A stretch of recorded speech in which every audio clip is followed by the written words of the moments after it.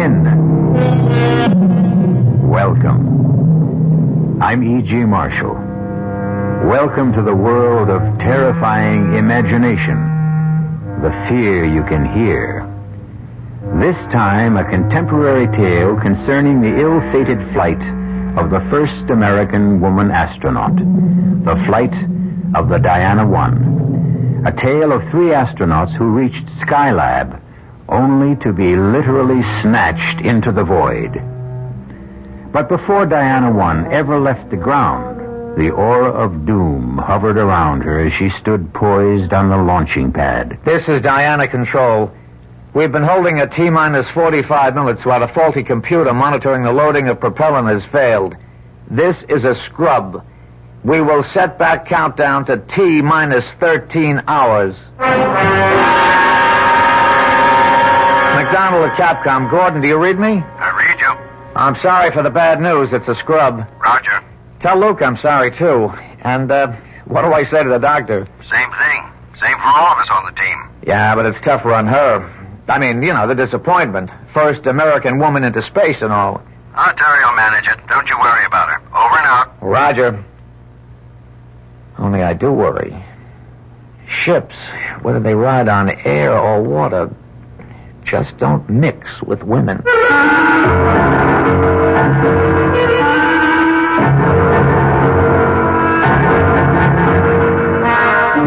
Our mystery drama, Out of Sight, was written especially for the Mystery Theater by Ian Martin and stars Julia Mead.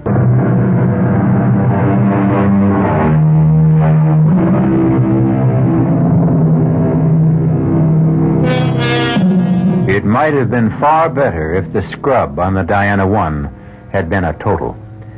This was only another in the long series of delays that had plagued the spaceship and haunted not only the astronauts themselves, but the ground crew as well. Returning to the compound from the launching, the most concerned of all was the first of our lady astronauts. I don't mind admitting it, but I really feel like as bursting into tears. Who doesn't? Well, the difference is you're a man, and I'm a woman. No doubt of that. Although I must say I go for you a lot more as you are now than in the spacesuit. Down, boy. Back off, Marine. Hey, what are you getting so sore about, Navy? You got her. And I mean to keep her. Yes, sir, Captain. I mean, Commander. Hey, don't pass my digs. Are we all having dinner together? Yeah, sure thing, but I want to get me a shower and a shave first. We were up on that rocket so long I practically grew a beard on my knees. Well, I'll see you later.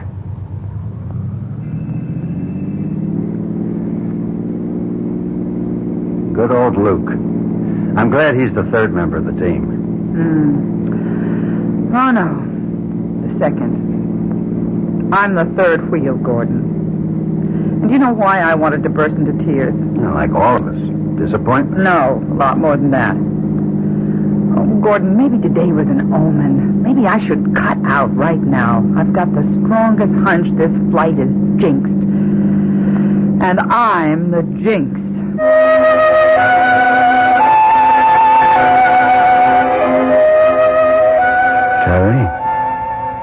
Terry, where are you? At the window, Gordon. I didn't mean to wake you. It's okay. What's wrong, Terry? Look, darling. The sky is filled with stars, glistening like fish in a net. Oh, hold me a minute. Of course. How many nights we've talked about this trip. Hope to make it together. All the long training and planning. And now it's here at last. Or almost here. I'm not going. What? I'm not going, Gordon. Oh, but you've got to. You can't back out now. Lieutenant Nettles is back up for me. Oh, but she's not a doctor. She's a woman. That's the important thing. I wasn't picked for this trip primarily because I'm a doctor. But why would you cut out now? Because I'm scared. Oh, honey. Everybody gets buck fever. You know, I had it my first time. This is more than buck fever. What is it, then? It's not me I'm scared for. It's you and Luke. Why? Because I'm a jinx. No, you're not going to start in with the superstitions like Luke. It's more than just superstition. Oh, darling, I can't tell you, but I've been lying awake and getting the strongest ESP waves. You were dreaming. But I wasn't. I was wide awake. And for the love of Mike, don't do this to me. But it's you I'm thinking of, darling. I want you safe. And I honestly, for some reason, I can't explain why. I think if I go up there with you... Damn it, Terry, I never thought you'd do this to me. And I never thought the first woman astronaut would be such a flop. Oh, I'm so ashamed. You better answer that. Hello? Oh, yes, sir. Did you reach Luke Strong? Good. Yes, sir, we will. Within the hour. Oh, no, I can drive. Yes, sir, we'll go straight to the hospital unit. Thank you, sir. Good news for us, too. What is it? Weather forecasts are for quick changing conditions that would ground us for 2 to 3 weeks unless we get off tomorrow. They've restarted the countdown, and it's go. We lift off in 7 hours. I've committed you, Terry. If you don't go, it's a total scrub. Are you with me? You know I'm always with you, for better or for worse. Not just as a wife. Ready, willing, and able, Skipper. Astronaut Teresa Weber reporting aboard.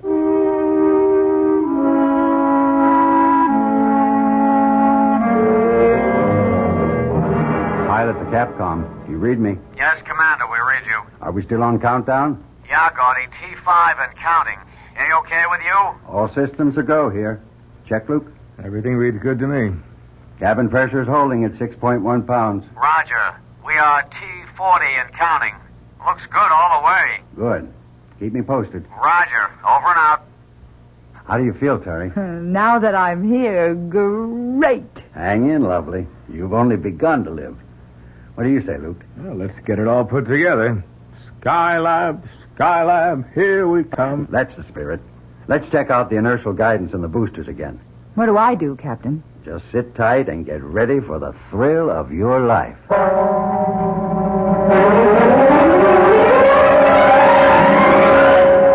This is Diana Control. The D1 countdown is at T-minus 35 seconds and counting. All systems are reported in a go condition. Pilot, co-pilot, and Dr. Weber are ready. The Diana spacecraft umbilical is cut. We have transferred to internal power. We are counting down starting now. 13, 12, 11, 10, 9. Ignition sequence starting. 5, 4. We have ignition. All engines are running. We have a liftoff.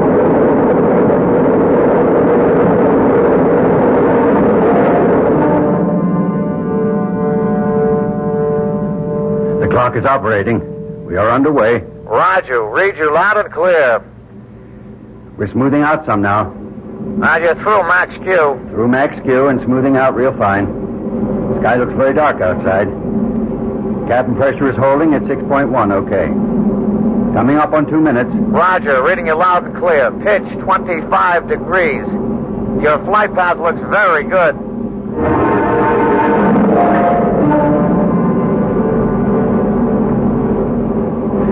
We're up on S4B stage burn, and I read it. Mark, 2 minutes. Roger. You have 22 seconds to shut off. Roger. Read that, Luke. What do you reach your velocity? 25,668 feet per second. Roger. We confirm. Coming up to burn off. 6, 5, 4, 3, 2. There she blows. Gentlemen, you are in orbit. Hallelujah. We've achieved orbit. Whee! Skylab, here we come. You are go for a dock. Roger. You'll be losing me now. I'll pass you on to Bermuda. Roger. I'll see you in a couple of hours. Have a happy. We'll give you a final okay on docking then. Roger. My buddy thanks you, my wife thanks you, and I thank you. Over and out. Okay, Terry. What do you think of space flight now? Oh, it's marvelous. Wonderful. A rocking chair. I don't know what was the matter with me. Well, whatever it was, as long as it's gone, let's put it out of our minds. Now, this is going to be a milk run. A what? I'll tell you. A young man like me and a young woman like you wouldn't dig that talk. It's from World War II, but I've read about it. A milk run was like when you flew out to bomb and came back and knew old Hitler didn't have any more planes to bother you, and you were just as safe as if you were taking a ride in your grandmother's electric automobile. A piece of cake. Yeah. But the best piece of cake we got riding with little old Diana is the middle astronaut here. Okay, Luke. Playtime's over. Let's run a full instrument check and give Terry a chance to start working on the medical reports. If I have to put up with wearing these electrodes like Frankenstein's monster, let's at least make it worthwhile.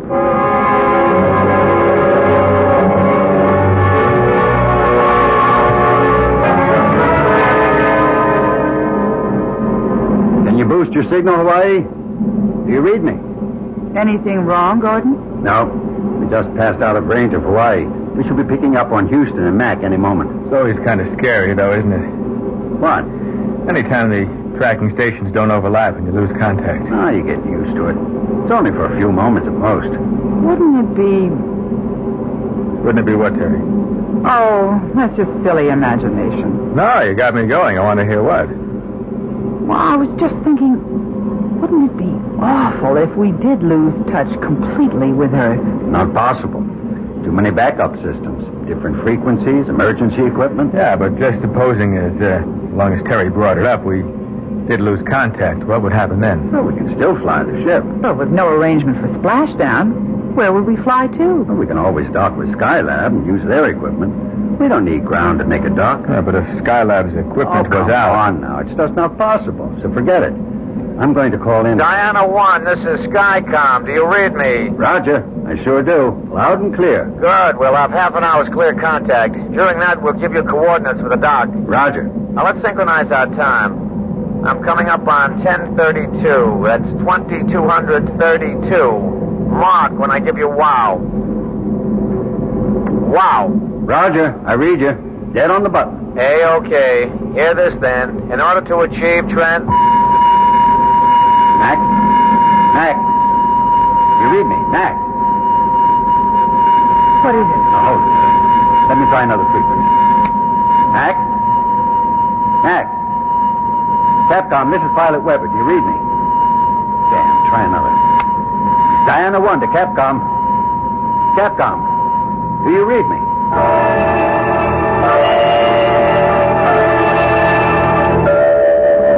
I can't raise a thing, Skipper. I've tracked over Bermuda, Africa. Everything's dead. Every frequency. I can't understand it. All other systems are go. Yet we've lost contact with ground. That means we're on our own? Unless we turn up Australia, Hawaii, or Mac back at Houston. And if we don't? We head for Skylab. Is that so terrible? Certainly its radio must be working. And if it isn't? Now, that isn't anything I want to start thinking about right now. Maybe we better, because... Because what, Terry? You don't know, Luke, about my dream. For God's sake, this is no time for dreams. Hello? This is Diana 1 calling. That isn't going to do any good, Gordon. This is what I dreamed, that we'd lose contact. I remember that humming sound. You'll never get through it, even if we make Skylab. That would mean that... Thanks to me, the first woman, the Jinx, we're lost. We're lost in space.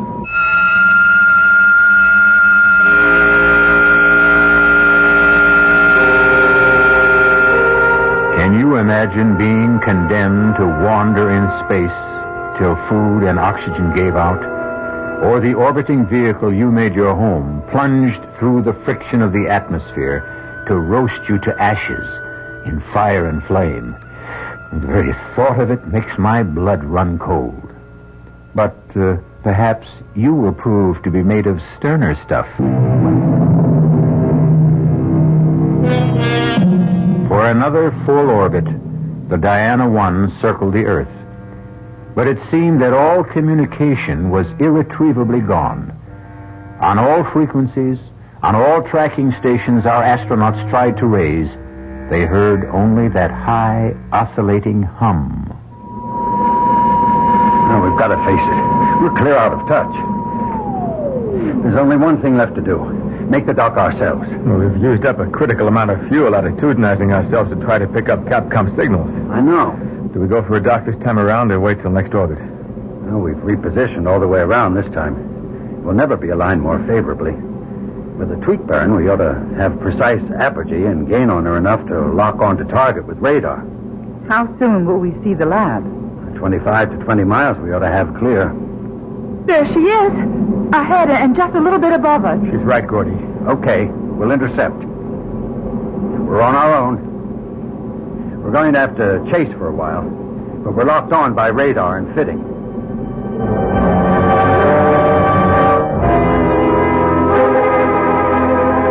Right on the money. Tight as an oyster. No thanks to me. What do you mean, Gordon? What is it, Skip? I don't know. You remember how we began to roll and swing over the Pacific? I thought you were maneuvering for the lock. I was trying to, but the ship just seemed to take over. We were rolling at 36 degrees a second. You pulled her out. It wasn't me. But don't you understand? I couldn't fly her at all. We were rolling so bad and yawing, I thought we were going to lose any control and go toppling end over end. But we didn't, thanks to you. Not me. It felt like, well, it was just like ground, or someone took over and was flying the ship. Someone else brought it into lock, not me. So what's the difference? We came home. Shall I open up the hatch so we can get into Skylab? Oh, we ought to secure everything here. We're airtight. We can get that later. We've got to reach ground. If we can't get in touch with Capcom... Oh, I'm afraid you can't. Huh? You see, we have jammed it. Oh. How do you do? I am Dracon. I have been waiting for you. Who's that? I have said Dracon is my name. Before I ask the other questions, where are you? I am here. Where's he hiding, Gordy? You know the setup here. But, my dear Earthling, I am not hiding. I ain't seen you yet. Nor will you. I am not made like you, nor are you civilized enough to be able to imagine me. Now, wait a minute. Now, hold it, Luke. Mr. Dracon, if I have your name right. The title is meaningless for me, and even the name is only an approximation in translation to your tongue. Call me then, Dracon. Very well. Dracon, who are you? I will try to simplify. I am not of your galaxy. I am of Centauri 7, a quintillion of light years from your solar system. What's going on, Gordy? It's the sort of thing I dreamed. It would be easier if you had a presence, Dracon. We could talk more sensibly then. Ah, no, I believe to the contrary. You could not conceive of me even if I could make some emanation before your eyes. No, the voice must be enough. Well, then, what is it you want? For you to come with me. Supposing we refuse. But there's no way you can. I am going to take you to Centauri 7. A quintillion years away? Time is a relative factor. We shall go by time warp. But even so, I am a doctor. I must face physiological facts. I don't know what your physiology may be, but if we, Earthlings, as you call us, should pass a destination a quintillion years away, we wouldn't arrive as anything more than dust. I have said that time is a relative factor. We must leave. Are you ready to go? How? The trip will be short and not unpleasant. All those quintillions of miles? The advantage of the fifth dimension, the time warp I mentioned. But time is relative, as you said. Who's to say that your time won't destroy us? How long will it take us? In your time, you would indeed be infinitesimal dust, as the doctor maintains. In our time, a millimeter of a second, of which we have wasted quite enough. Shall we go? Here are your quarters. We have tried to construct them in appearance and solidity as those places you live on Earth. There are 2 bedrooms, one for the spouses and one for the drone. There will be food. You are welcome. We wish you to live as you live on your planet. For how long? We must control that. You are free to do as you will in these areas. 2 bedrooms, 2 baths, living room, dining area, fully equipped kitchen. That's upper class New York, maybe $600-700 a month. Furnished up to $1,000. Well, except for one thing. And that is? Not a window. And outside of closets and the rooms, only one door out of here. Which, unfortunately, we must keep locked. Why? We have our own security. I think occasionally you Earthlings must have caught a glimpse of our machines. We have been observing you for some time. Why? For reasons of our own.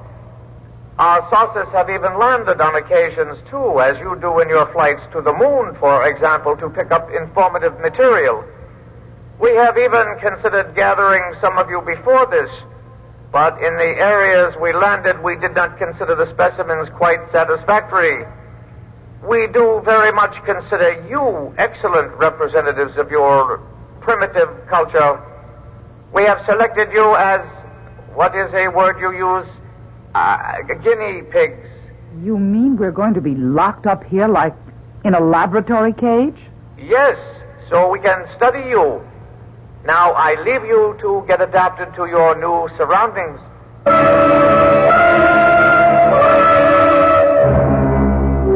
I have brought the Earthlings, O Ancient One. You did not pluck them from the planet itself. No, Ancient One. From the atmosphere, from one of their spaceships. Why did you pick these? One is a female. Our first opportunity to gather such a specimen without alerting the Earthlings. So be it. What is your wish now, Great Khan? Permission to start the test. As you wish.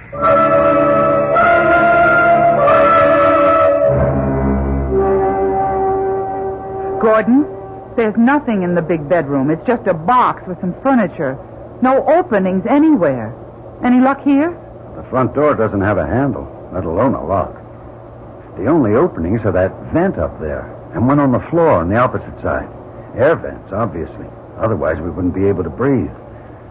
You find anything, Luke? You think it's okay to talk? No, but we might as well. I'm sure we're bugged and they hear everything we say. What did you find? Nothing. You? Neither of us. Except 2 air vents in this room. If there was some way to... You hear a kind of hiss? Yes. And... Oh, it's getting stifling in here. They've turned on some kind of heat. Damn. What are they trying to do? I've got to get this suit off. I'm sorry, Terry. It's okay, Luke. Just forget I'm a woman. That'll be a day for the old prowler. Now, but let's strip down. Come on. Nobody needs to have any hang-ups. I can tell you, as a doctor, we can stay in our thermals. It's safer if they try to roast us alive. Where's that ever-loving heat coming from? Probably the vent at floor level. Yes. Hey, come on. Let's all stuff our suits against it. Maybe we can keep it out. Good thinking, Charlie Brown. Man, I tell you, this is no way to go. You rotten sons of guns. Come on. Fight fair and give us a chance. Stop it, Luke. I don't mind dying. But I want a chance to fight back. Luke, it isn't doing any good. Don't give them the satisfaction of... Gordon? Yes, Terry, you're right. I don't know if we're just blocking it or... Hey, wait a minute. What is it? He's testing to see if... Oh, they've stopped it. They've stopped feeding the heat. Thank God. I never could stand heat. I am scared witless of smothering to death or burning up in a fire. Who isn't? You all right, Terry? I'm okay, darling, but we've got to get out of here. How? I don't know. I'll leave that up to you fellows, but we've got to get away. To where? Anywhere but here. This is only the beginning. The beginning of what? The tests. Don't you see it? We're guinea pigs. And as a laboratory animal, you know what all guinea pigs have in common. You're the doctor. You tell us what. They're expendable. Oh, it's getting cooler. We passed the first one, but... Oh, no. What is it, Gordon? The other vent. Can you hear it? They're starting the Turkish bath treatment again. It's just the opposite this time, I think. This is Operation Cold Freeze. How can we get up to block that vent? Luke, get on the other end of the table there and drag it over. Roger, Skip. Terry, bring the flight suits. That air is like dry ice. Oh, I can take this better than heat. Here, Terry, I'll help. Now what, Skip? Oh, this is my weak spot. I can't stand cold. Both, get on table. Terry? Yes, darling. You get up. Luke's shoulders. I help. Then I pass flight suits to you. Block out cold air. Here you go.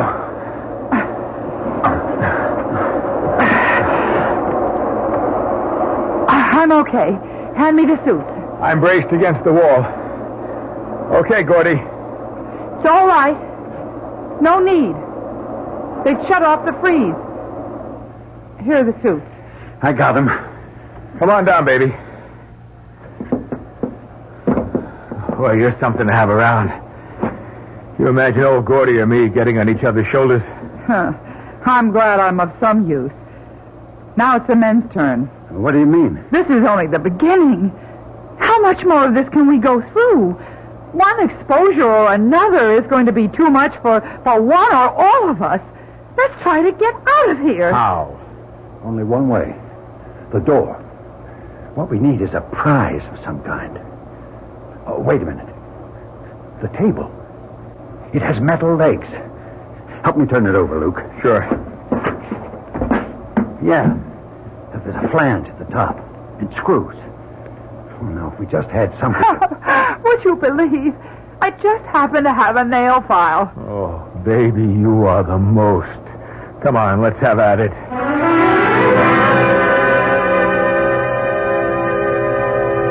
Have we got the flange far enough in between the jamb and the door this time? This looks like it. Ready? If we do get the door open, then what, darling? Now, first, let's get it open. Then we'll know. You ready, Luke? Roger. You too, Terry. Give us all the weight you can. I'm ready. Then all together. Set? On the count of 3.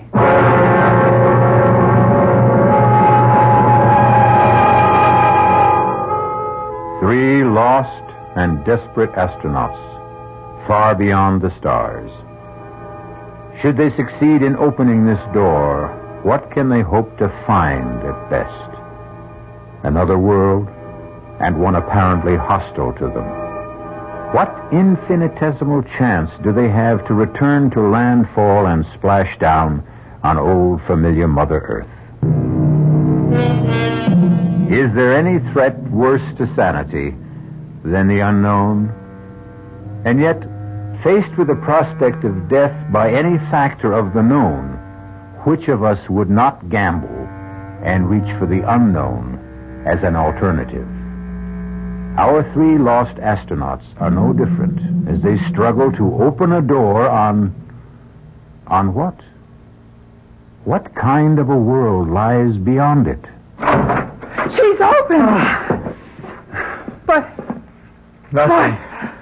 Well, there's nothing. Nothing outside, but... What? It may look like nothing, but it's solid. It might just as well be a wall. For you, it is. For us on Centauri 7, it is our world, but not yours. Are you now satisfied? But what do you intend to do with us? We must finish our tests before we tell you that. Now you are weary. First, you must rest.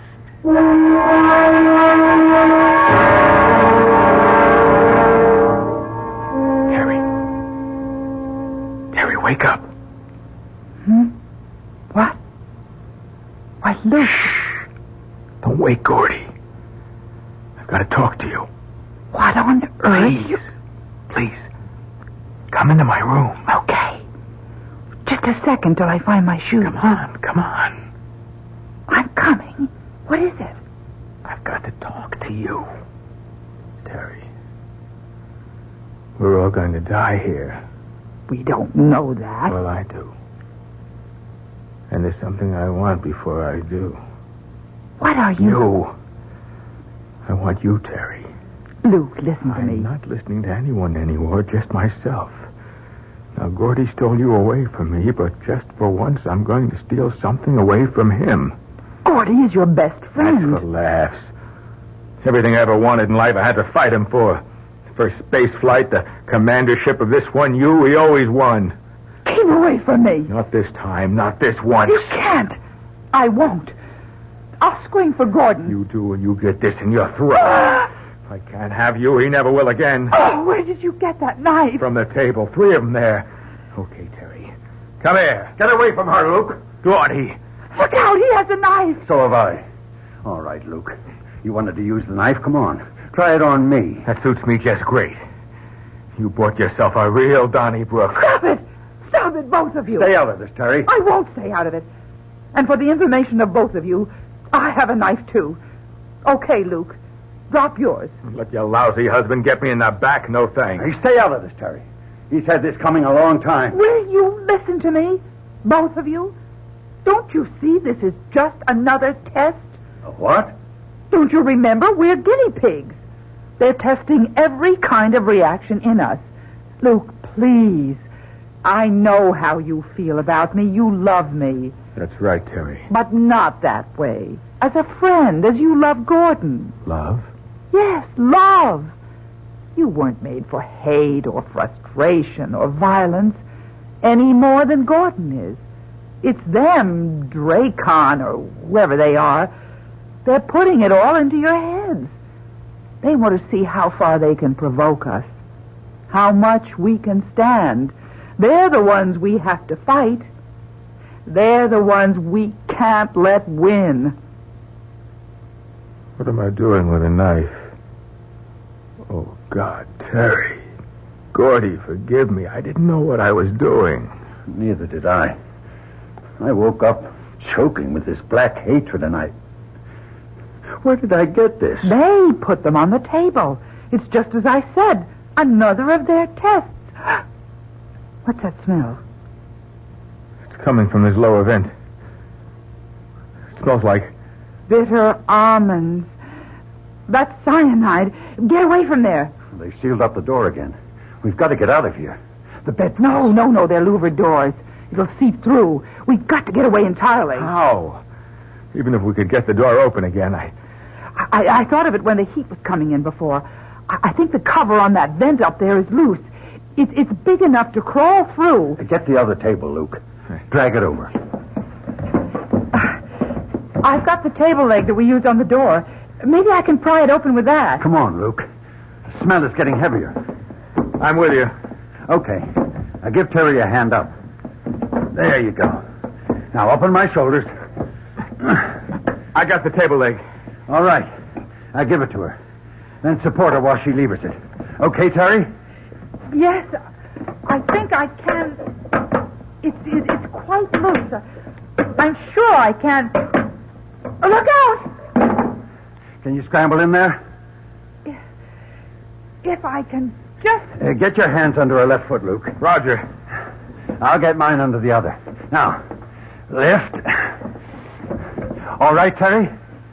Yes? There's a duct. I can't see where it goes. Is it big enough for all of us to get through? Yes, but how? You're smaller than I am, Luke.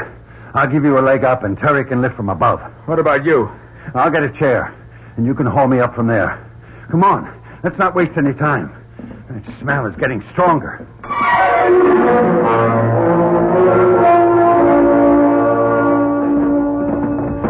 Terry? What, Gordon? Why are you stopping? Another turn? No. It's a dead end. Oh, no. Are you sure? It's blocked in front and on both sides. Wait a minute. What? It's open above. Like a chimney. How wide is it? Just a moment. It's round. About maybe 3 feet in diameter. Any light? No, just as dark in here. It's no use. We'll have to go back. We can't go back. Not to that cyanide. Maybe they stopped pumping it in. What else can we do? We can try what mountain climbers do. What? Terry, Yes, Gordon.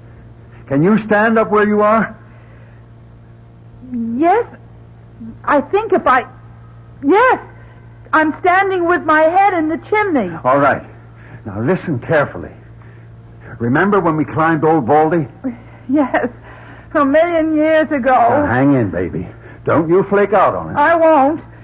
You mean that guide that showed us how to chimney climb? Yes. Now turn towards me and put your back against the wall. Now, can you get your feet up there on the other side? Just about.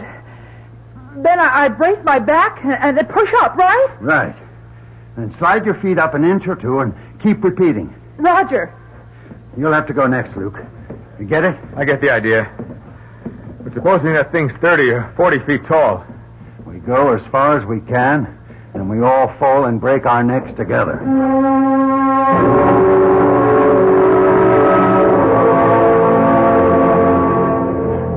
Hold it. What now? It's getting wider, but I think it's another dead end. Oh, not another chimney. I couldn't make it. This one goes down. There's a draft and... Oh, Lord. What? We only had a light. I have only one match left. I've been saving it. It's wider. You think you could come up here? I'll try. Watch it, darling. You're right at the edge. Where do you suppose this could go? There's fresh air. Maybe outside. Let's see. Maybe we've gotten a break at last. It's only about a 30-degree pitch. Ah! Well, there goes the match. But where goes the tunnel? I'll let you know any moment. If anything happens to me, you and Luke can try going back. Oh, no, sir. Anyone tries the roller coaster, old Luke gets to go first. No, Luke. Here I go. Feet first. Too bad I forgot my parachute. Geronimo! Luke. Luke, are you all right? I didn't break anything. Should we come ahead? Might as well. But you sure ain't gonna like it when you get here.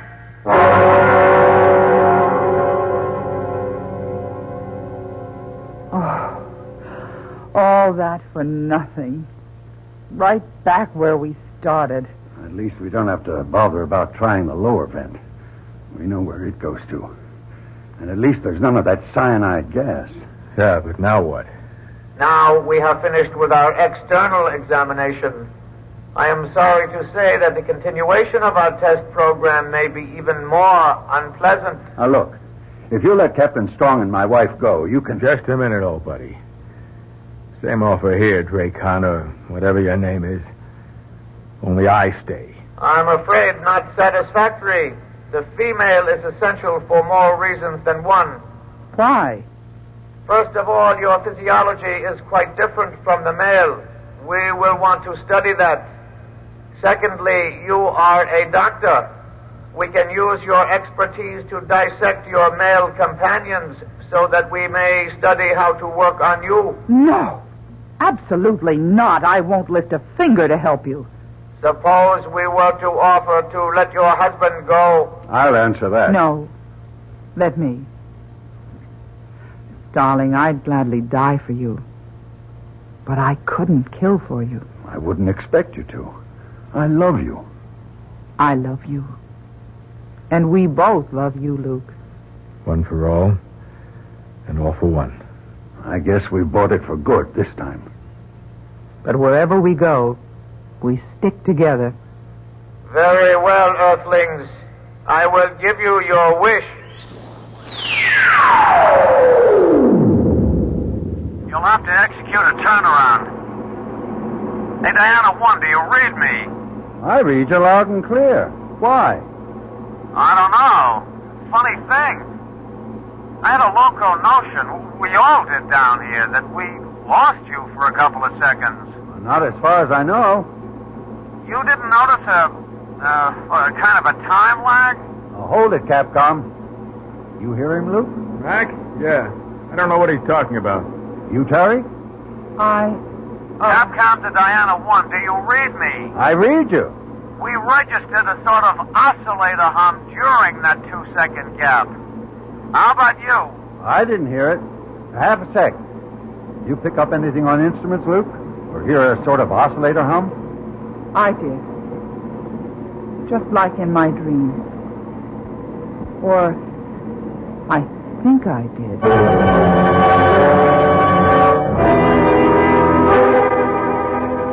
And are you sure they come? The Earth people will know nothing of our interference. O Ancient One, in their time referenced, they were missing but the blink of an eye. And the three who were here will not remember. Can the eye of an earthling see a bullet? Can it follow the speed of light? They will not remember. As to the planet itself, what is your recommendation? Observing them close at hand, particularly the female one, I have seen a capability for self-sacrifice and love. There is some hope for them, then. We might allow them another millennium to better themselves. So be it. We will allow the Earthlings one final chance.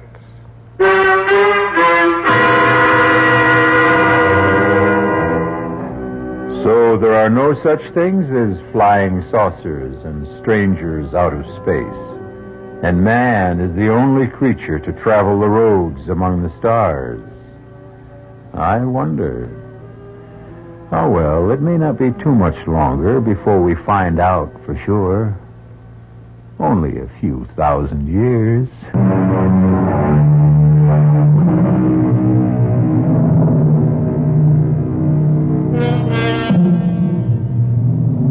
1,000 years. The millennium. Perhaps the one mentioned in the book of the Revelation, when the angel came down from heaven with the key to the bottomless pit and a great chain in his hand. And he bound the devil and cast him into the pit and sealed it, so that he should deceive the nations no more. Not a bad idea. Not a bad idea at all. We could all begin with the devil in all of us. It might just be worth a try. Our cast included Julia Mead, Sidney Walker, Ira Lewis, and Jack Grimes. The entire production was under the direction of Hyman Brown. And now, a preview of our next tale. I'm afraid I'm going to puncture that theory of yours about Hatcher being something of a time bomb ready to blow up. I'm certain that he's not dangerous. On what do you base your findings? Well, he's been under intense treatment and has begun to respond very rapidly. He's mild and cooperative. He's almost childlike. I see. I've reduced the guard to 1 8-hour shift, midnight to 8 in the morning, and at all other times he is constantly in the hands of our nurses and therapists and other personnel. Well, you are something of a gambler, Doctor, taking that kind of a risk. No. I don't think so. Doctor, has it occurred to you that this entire mild convalescence may have been programmed into the mind of this man to throw you off guard? Oh, nonsense. I know a harmless man when I see one. To leave him unguarded is taking chances with the lives of many people. Heaven only knows what has been fed into his receptive and willing mind. This is E.G. Marshall inviting you to return to our Mystery Theater for another adventure in the macabre. The preceding Mystery Theater program was furnished by the CBS Radio Network.